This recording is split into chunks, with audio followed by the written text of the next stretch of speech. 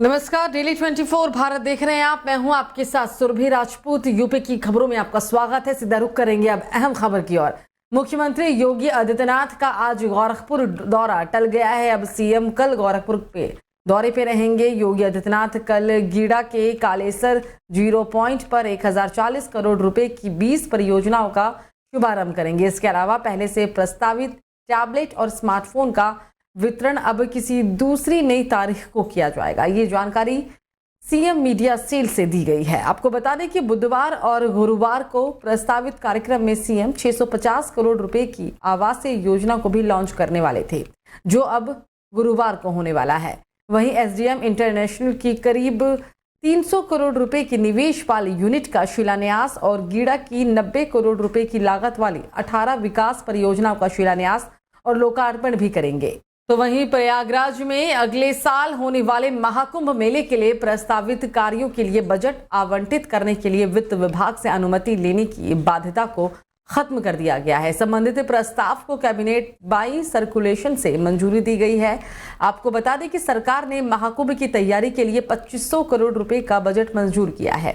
महाकुंभ मेले के लिए नगर विकास विभाग को नोडल नामित किया गया है, इसलिए सभी संबंधित विभागों से कार्य कराने के लिए बजट के आवंटन की जिम्मेदारी भी नगर विकास विभाग के पास ही है। मौजूदा व्यवस्था में बजट आवंटन से पहले नगर विकास विभाग को वित्त विभाग से अनुमति लेने की बाध्यता है। इतना ही नहीं, महाकुंभ मेले में होने वाले कामों की अनुमति देने के लिए मुख्य सचिव की अध्यक्षता में 27 सदस्यीय उच्च स्तरीय समिति का गठन भी किया गया है। तो कानपुर में राहुल गांधी की भारत जोड़ो न्याय यात्रा को लेकर शहर में पोस्टर बैनर लगाए गए हैं और इस सब के बीच एक ऐसी होर्डिंग वायरल हो रही है जिसकी हर जगह चर्चा हो रही है। इसमें कांग्रेस नेता राहुल गांधी को श्री कृष्ण और अजय राय को अर्जुन बताया गया है। ये होर्डिंग कानपुर नगर के जुहारी देवी कॉलेज के पास राहुल गांधी के आगमन के लिए बनाए गए मंच के पास लगाई गई है। कांग्रेस के युवा नेता संदीप शुक्ला ने ये होर्डिंग लगाई है।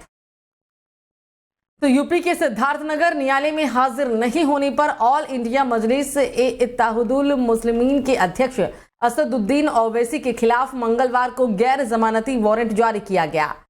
सीजीएम श्रद्धा भारतीय ओवैसी को 5 मार्च को हाजिर होने का आदेश दिया था। ओवैसी के खिलाफ राकेश प्रताप सिंह ने शोहरतगढ़ थाने में धारा 153, 295 और 298 के तहत 2022 में केस दर्ज कराया था। ओवैसी पर सांप्रदायिक उन्माद फैलाना, धार्मिक भावनाएं आहत करने के मामले में सुनवाई मुख्य न्यायिक मजिस्ट्रेट के न्यायालय में चल रहा है। मंगलवार को ओवैसी के अधिवक्ता महताब हैदर रिजवी ने ओवैसी के बीमार होने का हवाला देते हुए हाजिरी माफी का प्रार्थना पत्र दिया था। तो किसानों के दिल्ली कूच को देखते हुए यूपी गेट और गाजीपुर बॉर्डर पर दिल्ली पुलिस वाहनों की चेकिंग कर रही है। NH9 और डीएमई से गुजरने वाले वाहनों की रफ्तार पर भी लगातार असर पड़ रहा है। किसानों के बुधवार को दिल्ली कूच करने के ऐलान को देखते हुए यूपी गेट के आसपास पुलिस की सुरक्षा कड़ी कर दी गई है। दिल्ली पुलिस की पहले से ही यहाँ 2 सर्विस रोड को सीमेंट बैरियर लगाकर पूरी तरह से ब्लॉक कर दिया गया है। ऐसे में आज दिल्ली पुलिस की यूपी गेट पर सख्त चेकिंग के साथ गुजरने के चलते जाम की स्थिति तक पैदा हो गई थी और इसके चलते ही लोगों को भारी परेशानियों का भी सामना करना पड़ा था। साथ में जो अन्याय हो रहा है, अत्याचार हो रहा है, पंजाब के किसान अगर चल करके दिल्ली अपनी बात कहने के लिए आते हैं तो हरियाणा के बॉर्डर पर क्यों रोका जाता है? और रोकने का तरीका क्या है? बैरिगेटिंग, कंक्रीट की कीलें लगाई जाती हैं, तानाशाही तरीका से आंसू गैस के गोले दागे जा रहे हैं, लाठी चार्ज की जा रही है, रोड खोदे जा रहे हैं। क्या ये सरकार का काम है? किसान की बात नहीं सुनेगी? पिछले 4 महीने से नोएडा में किसान बैठा हुआ है।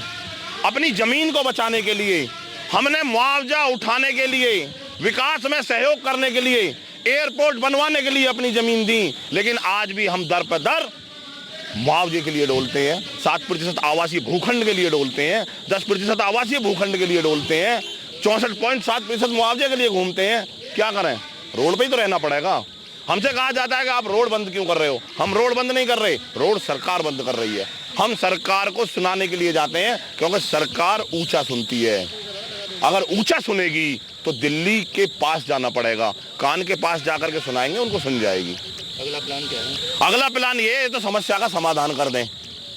अगर समस्या का समाधान नहीं हुआ 26 और 27 तारीख तक नोएडा की भी समस्या का समाधान नहीं हुआ तो गौतम बुद्ध नगर का किसान दिल्ली और नोएडा के बॉर्डरों पर संघर्ष करेगा। किसान यूनियन के राष्ट्रीय आह्वान के बाद गौतम बुद्ध नगर में भी किसानों का जो धरना प्रदर्शन है वो यहाँ चल रहा है। मेरे पीछे देख सकते हैं किसानों की जो रैली है, ट्रैक्टर रैली। पहले ट्रैक्टर से सवार होकर नॉलेज पार्क से किसान आए और उसके बाद अब सभी लोग ये जिला कलेक्ट्रेट पर पहुंचेंगे। आप देख सकते हैं कि पवन खटाना जो पश्चिम उत्तर प्रदेश के राष्ट्रीय अध्यक्ष हैं वो लगातार कलेक्ट्रेट की तरफ जा रहे हैं और अपनी मांगों को लेकर इनका जो प्रदर्शन है आज चलेगा। कलेक्ट्रेट पर पहुँचकर महामहिम जो राष्ट्रपति हैं उनको इनके द्वारा उनके नाम ज्ञापन दिया जाएगा। उनका ही प्रदर्शन आज पूरे देश में 15 सूत्रीय मांगे हैं जिनको लेकर के ये प्रदर्शन इनका चल रहा है। अभी लगातार जो देख सकते हैं आप ये पैदल जा रहे हैं और इसके बाद सीधा कलेक्ट्रेट पर पहुंचेंगे और कलेक्ट्रेट पर इनके द्वारा ये प्रदर्शन किया जाएगा। हमारे साथ पश्चिम उत्तर प्रदेश के जो राष्ट्रीय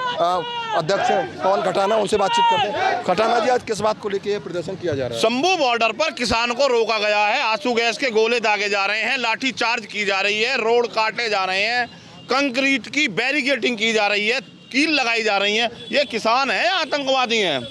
सीधी गोली किसान पे चलाई जा रही है, उसको रबड़ की गोलियां मारी जा रही हैं। अपनी बात कहने के लिए किसान दिल्ली आना चाहता है। दिल्ली को अगर ऊंचाई सुनाई देगा तो उसको सुनाने के लिए हम दिल्ली जाने के लिए तैयार बैठे हैं। टिकैत जी भी दिल्ली की तरफ कूच करेंगे क्या? अगर उन किसानों से बातचीत नहीं हुई, उस कमेटी से बातचीत नहीं हुई तो दिल्ली हमारे लिए दूर नहीं है। हमें कहीं दूर नहीं जाना, हमारे लिए कोई बॉर्डर बीच में नहीं है। हम जहाँ से चलेंगे वहीं से दिल्ली शुरू है। तो आपको लग रहा है कि जो सरकार है वो किसानों की बात को नहीं सुने, क्योंकि लगातार वार्ता भी हुई है और वो हर बार वार्ता विफल साबित हो रही है। 4 महीने से तो गौतम बुद्ध किसान बैठे हैं, आपने देखा पिछले दिनों क्या हालात रहे। मतलब कोई एक समिति बनाने की बात हुई, वो भी नहीं बन रही समिति। क्यों नहीं बन रही भाई समिति? हम मैदान में उतर चुके हैं, या तो समिति बना दे सरकार, अन्यथा इलाज करेंगे सरकार का और बॉर्डरों पर जाकर करेंगे। तो ये पश्चिम उत्तर प्रदेश के अध्यक्ष पवन खटाना, जिनका साफ तौर पे कहना है कि शंभू बॉर्डर पर जो किसान बैठे हुए हैं उनके साथ जाति बरती जा रही है, आंसू गैस के गोले छोड़े जा रहे हैं और उसके अलावा अगर दिल्ली कूच राकेश टिकैत को करना पड़े तो वो इसके लिए भी तैयार है। Bhupesh Pratap Singh, daily 24 Bharat, greater Noida. तो यूपी में चल रही ग्राउंड ब्रेकिंग सेरेमनी का आज आखिरी दिन है। आपको बता दें पीएम मोदी ने लखनऊ में ग्राउंड ब्रेकिंग सेरेमनी 4.0 का उद्घाटन किया और 10 लाख करोड़ की 14,619 प्रोजेक्ट का शुभारंभ भी किया था। इस दौरान ग्राउंड ब्रेकिंग सेरेमनी में FDI सेशन में सीएम योगी आदित्यनाथ ने कहा कि पीएम मोदी ने उत्तर प्रदेश को भारत के ग्रोथ इंजन के रूप में पेश करने के लिए आयोजन किया है। पिछले 7 सालों में यूपी ने अपनी छवि बदली है। आज उत्तर प्रदेश विकसित भारत का विकसित उत्तर प्रदेश है। 7 साल पहले ये एक बीमारू प्रदेश था, देश के विकास में बैरियर के रूप में जाना जाता था। तो यूपी बोर्ड की परीक्षाएं 22 फरवरी से शुरू हो रही हैं, जो कि 9 मार्च तक आयोजित की जाएंगी। यूपी बोर्ड परीक्षा को देश की सबसे बड़ी बोर्ड परीक्षा माना जाता है। इस साल यूपी बोर्ड ने पेपर लीक और नकल जैसी घटनाओं को रोकने के लिए एंट्री चीटिंग प्लान भी तैयार कर लिया है। यूपी बोर्ड परीक्षा केंद्र पर इस बार सख्ती बरती जाएगी। यूपी बोर्ड पेपर लीक जैसी घटनाओं को लेकर बोर्ड काफी सख्त है। यूपी सरकार उत्तर प्रदेश बोर्ड परीक्षा 2024 को लेकर किसी भी तरह की लापरवाही बरतने के मूड में नहीं है। इस साल यूपी बोर्ड परीक्षा को नकल विहीन तरीके से आयोजित करवाने के लिए 5 स्तरीय एंटी चीटिंग प्लान भी तैयार कर लिया गया है। इस साल छात्रों के लिए पूरे राज्य में 8,265 परीक्षा केंद्र बनाए गए हैं। तो अपनी मांगों को लेकर किसानों ने 18 जनवरी को नोएडा प्राधिकरण की तालाबंदी की थी। इसमें हजारों की संख्या में किसान शामिल हुए थे, जिसके बाद गोपनीय तरीके से पुलिस ने करीब 46 नामजद और 700 ज्ञात किसानों के खिलाफ FIR दर्ज कर लिया है। आपको बता दें कि 23 फरवरी को किसानों की दिल्ली कूच की तैयारी है और इसको लेकर नोएडा के अधिकांश किसान संगठन एक मंच पर साथ आ गए हैं। किसान संयुक्त मोर्चा के बैनर तले ये आंदोलन कर रहे हैं और इससे पहले मंगलवार को किसानों को मनाने के लिए नोएडा प्राधिकरण के मुख्य कार्यपालक अधिकारी डॉक्टर लोकेश M और जिलाधिकारी मनीष कुमार वर्मा और अपर मुख्य कार्यपालक अधिकारी संजय खत्री की अगुवाई में एक बैठक की गई थी, जो पूरी तरह से फेल रही। तो लोकसभा चुनाव को लेकर भारतीय जनता पार्टी लगातार अपनी रणनीति को और मजबूत करती जा रही है और इसी कड़ी में बीजेपी ने मुस्लिमों को रिझाने के लिए नया कदम उठाया है और इसके तहत बीजेपी अब यूपी की मस्जिदों और मदरसों में भी चुनाव प्रचार करेगी। रणनीति के तहत इन जगहों पर अब उर्दू और अरबी भाषा में प्रचार किया जाएगा। भारतीय जनता पार्टी आज से मुस्लिमों को लेकर अपने नए अभियान को शुरुआत करने जा रही है और इसके लिए बीजेपी के अल्पसंख्यक मोर्चे को खास जिम्मेदारी भी दी गई है। बीजेपी उर्दू और अरबी भाषा में चुनाव प्रचार करेगी, जिसके लिए प्रदेश भर के मस्जिदों मदरसों के आसपास उर्दू और अरबी भाषा में बीजेपी के प्रचार अभियान की शुरुआत हो जाएगी।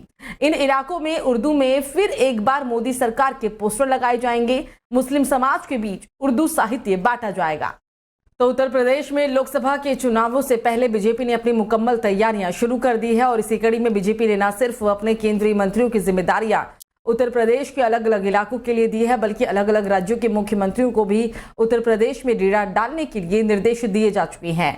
बीजेपी ने अगले 100 दिनों के अंदर प्रत्येक वार्ड के हर घर तक पहुंचने का मेगा टास्क भी अपने पदाधिकारियों को दे दिया है। यही नहीं, पार्टी उत्तर प्रदेश की एक 14 सीटों पर प्रत्याशी भी घोषित करने वाली है। तो फिलहाल खबरों में मुझे दीजिए इजाजत। नमस्कार।